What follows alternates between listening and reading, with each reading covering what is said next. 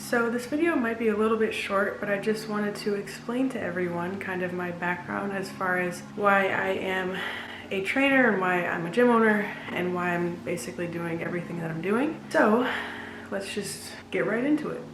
So from the very beginning, since day 0/day 1, I was born with cancer. I was born with a 2.5-pound tumor attached to my tailbone. So yes, I have scars all over my body from that experience and then all the experiences after that. They had to remove that tumor obviously and the tailbone itself just to get rid of any possible opportunity for cancer to come back. During that removal surgery, they had obviously the IV in my wrist. So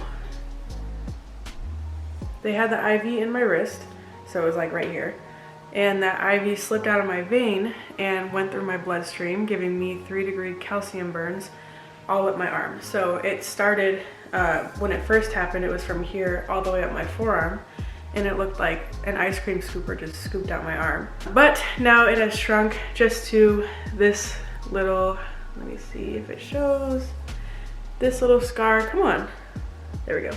This little scar on my wrist just going across. I don't know how it shrunk and just turned horizontal like that, but it did. So that was from birth. So from birth, I was just learning how to work through obstacles that sometimes people might not even experience in their lifetime. So after that, I have struggled with autoimmune problems, just overall health issues up until 2018. So throughout day 1 to 2018, I was just dealing with all different kinds of problems, but I'm just going to explain the most rare and the most life-changing ones for me that brought me to this point I am at today. Next, we're jumping all the way to age 7. So when I was 7 years old, I was diagnosed with vasovagal syncope, which basically just means I can pass out at any given moment.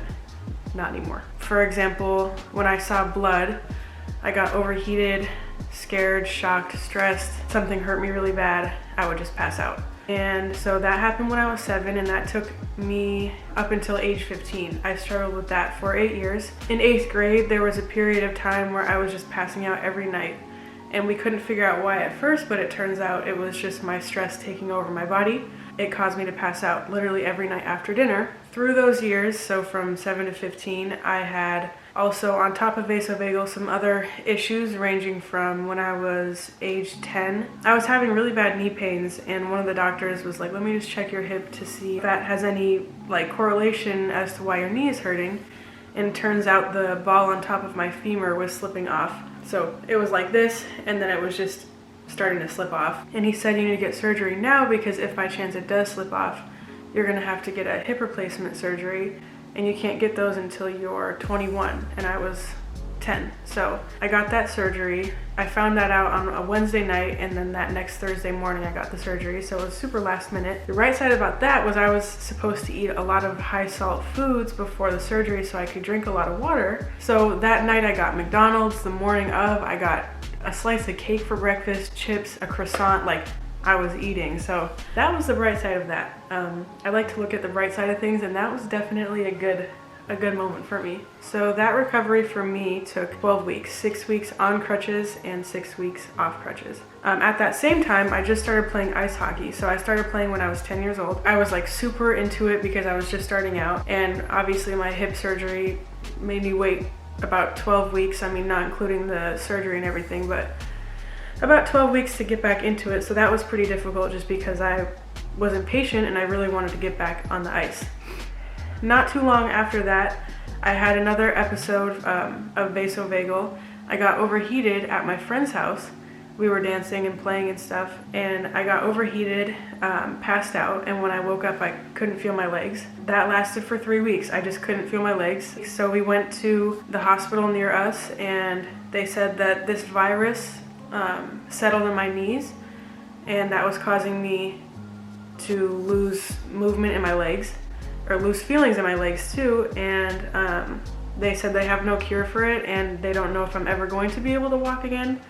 We stayed at that hospital for 3 weeks, or no, 2 weeks, And then they sent me home just because they were like, there's nothing we can do. And I got home and I was like, I can't be 11 years old and like, that's it, you know? So I just relearned how to walk again. I did a lot of physical therapy, scooting on my butt. That progressed into crawling. I was able to, you know, crawl into the pool. I had a physical therapist that was doing some water therapy with me. One day I was working on standing up, and when I stood up, actually in the bathroom, I stood up. I don't know if that's TMI, but whatever. I stood up in the bathroom and I was like, let me try and take a step. So I took one step and I was like, no, this can't be like this. I think I'm like starting to get it now. So I actually crawled to the family room. I sat back down and I told my mom and dad, I was like, I have something to show you guys. And I stood up and I took a couple steps and they just like lost their minds. And so did I, because I was like, this is just insane. So that happened at age 11, I believe, and it was a really crazy experience learning how to use my legs again. It's just a really weird feeling. Definitely will never forget that. So then I got back to playing hockey. I became really serious about that. I played for 8 years and my health was just terrible the whole 8 years. And looking back, it would have been interesting to see how much further I would have gone if I was healthy, but everything happens for a reason, so that's the way it happened and can't go back and change it. So, and in 2018, on the 8th year, I was starting to train for the Olympics for Team USA for 2022, which is this year. And September 16th of 2018, I had a game. During that game, there's 3 periods in ice hockey, if not everyone knows. So usually in the 3rd period, that's when my legs kind of start getting tired, you know, and fatigued. But in the 1st period, my legs were like abnormally tired, and I was like, this is really weird. I don't know why they're feeling so tired today. And at the end of the game, I get into the locker room and my coach was like, Lola, you look great. Do you want to go get your parents? Because at this point I felt like terrible. And I'm like, yeah, I definitely do, because usually I can work through some type of feelings I'm having when it comes to health, but this time I was like, I think I need to go get them and just like let them know I'm not really feeling good. And so I'm sitting out in the lobby of that ice rink, and all of a sudden, like, my body just turns into quicksand and I felt like my whole body was leaving me. It was like the weirdest experience I've ever had. I usually wouldn't do this, but I was like, you guys need to call the paramedics because something doesn't feel right. And my whole body was just like slumped and I couldn't really move that well. Not like I was paralyzed, it was just like I felt like weights were on me, like holding me down. So that was just the weirdest feeling I've ever had. Out of all my health experience, that was by far the strangest one. So I was in Long Beach at the time, so they took me to Long Beach emergency room, and they said that some levels in my heart were elevated, which shouldn't be, so they wanted to take me to this Long Beach hospital. That first visit was 8 days, and they diagnosed me with postural orthostatic tachycardia syndrome.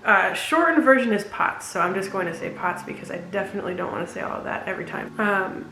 Keep in mind, for those 8 days, those episodes kept happening where I just felt like my body was leaving me, to the point where the nurses were crying because they thought I was dying. Like, it just didn't look good. I might insert a video here. I don't know how I feel about that, but I might. So if you see a video right here, you'll see a little clip of what I'm talking about. Just like my whole body is lifeless. So POTS means that every time you stand up, the blood obviously pools in your legs, but your heart beats to get it back up to your head. My heart wasn't working fast enough to get it back up to my head, so one of the times when I tried standing, actually I was laying down and one of the doctors told me to sit up with the little pulse ox on my finger, and my heart rate went up to 224 beats per minute just from laying down to standing up. So they told me to go on a high salt diet, and I believe it was 500 milligrams of salt a day, which, if you don't know milligrams and like how much that is, it was a lot. Like, I had to take salt pills. I didn't even know they made those. So I tried doing that for like 3 days. I broke out in hives because that's like an insane amount of salt. The episodes kept happening, and then I actually felt worse just because that was a lot of salt I was taking in, so I felt just so uncomfortable. So then those episodes happened every day from September to December 27th to be exact. So keep that in mind, and then let's fast forward a little bit to October of 2018.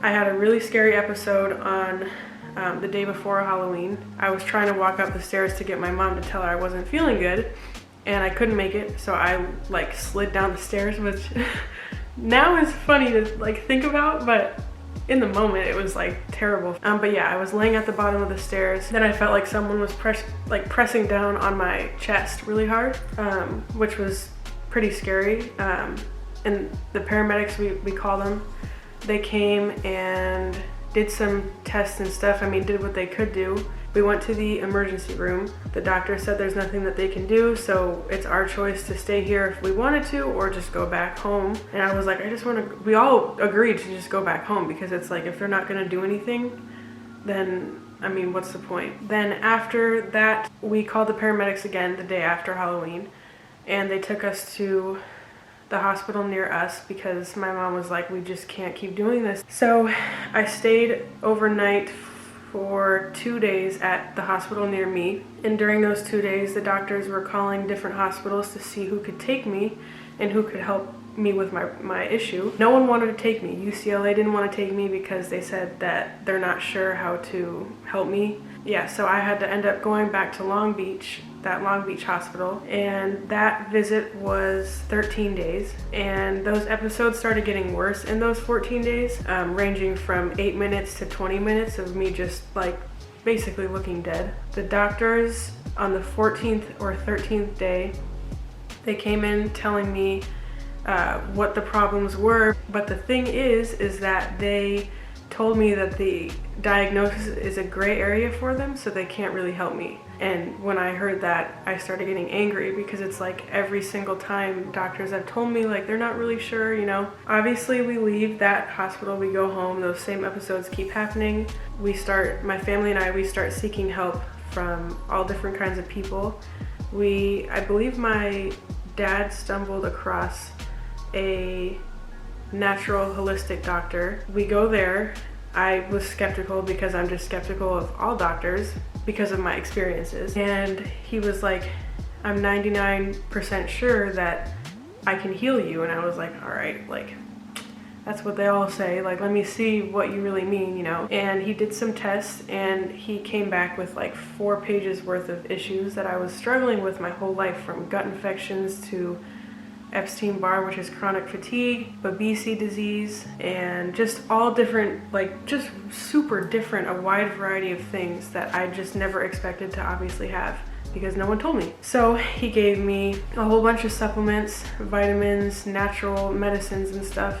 I took those, well, I'm still taking those same types of things to this day. But my last episode of that experience was December 27th of 2018. That was the last super big health scare that I've had. So 2019 comes along, and because I was so healthy and so used to being so sick, I became really depressed because I was so unsure of how to live life now, because I was like, I'm so used to fighting through something that it's like, who am I? What do I do now? At that point, I quit playing hockey because I just needed to get myself together. And I had a lot of PTSD of playing and being around that environment. So 2019, I resorted to food a lot for comfort and to numb myself and to make myself feel better.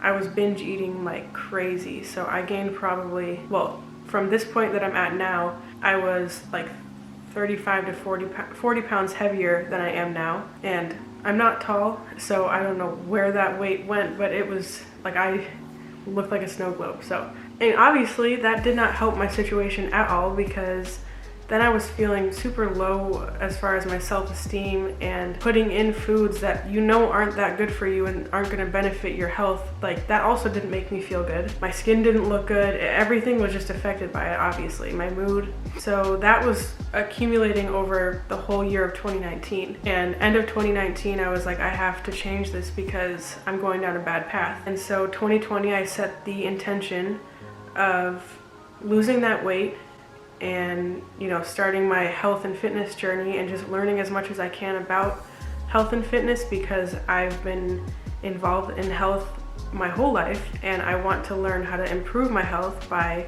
staying fit and eating clean and things like that. So I lost a bunch of weight. I lost basically all the weight that I gained while working out and eating clean.